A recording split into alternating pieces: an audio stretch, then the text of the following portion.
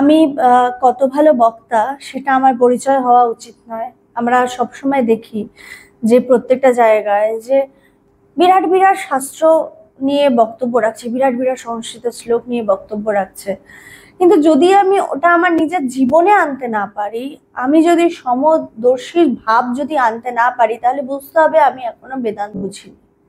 বেদান্ত কি বলছে? বেদান্ত বলছে যে সেই সর্বভূতে সেই এক ঈশ্বর ব্যতীত দ্বিতীয় কোনো বস্তু নেই। বলছে সর্বম খলবিদম ব্রহ্ম। এই সর্বম খলবিদম ব্রহ্ম বলতে গিয়ে যদি এই কথাটা বলছি, শুধু জীবনে আনতে পারছি না সর্বভূতে সেই ঈশ্বর আছে, এটা বলছি শুধু জীবনে আনতে পারছি না, ততক্ষণ বুঝতে হবে যে আমি এখনো সেই জায়গায় পৌঁছাইনি। সেই জায়গায় পৌঁছাতে গেলে আমাদের কি করতে হবে না, প্রত্যেকটা মুহূর্তে অভ্যাস করতে হবে। এই অভ্যাস কি করে করব? যেমন ভাবে আমরা রোজ দেহ শুদ্ধির জন্য স্নান করছি, ব্রাশ করছি, নানা রকম যে শারীরিক কার্যক্রমগুলো করছি, তার সাথে সাথে আমাদের কি প্রয়োজন না চিত্তশুদ্ধি। এবং এই চিত্তশুদ্ধি কি করে করব?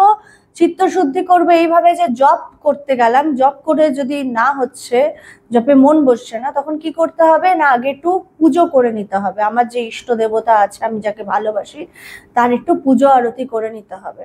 আরতি করাবার পরে তারপরে যখন মনটা একটু শান্ত হয়ে আসবে, দেখবে আরতি করলে দেখবেন আপনারা মনটা একটু ভালো লাগে। আরতি করবার পরে জপ করতে বসবে। জপ করতে করতে যখন একটু মনটা শান্ত হয়ে আসবে, তখন ধ্যান করবেন।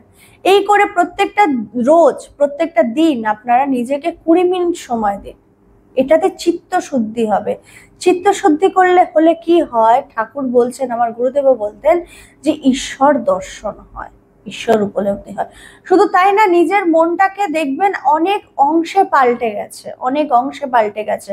তখন দেখবেন পরনিন্দা পরচর্চা শুনতেও ইচ্ছা করছে না, করতেও ইচ্ছা করছে না। খুব সুন্দর গান আছে না, যে কথার মাঝে তব কথা নেই, সে কথা আমায় শোনাইও না। এই ভাবটা যখন আমার মধ্যে দৃঢ়ভাবে হবে যে আমি যে কথার মাঝে ইষ্টের কথা নেই, সে কথা আমি শুনবো না, সেদিনই বুঝতে হবে আমি আধ্যাত্মিক পথে একটু হলেও এগোনো শুরু করেছি।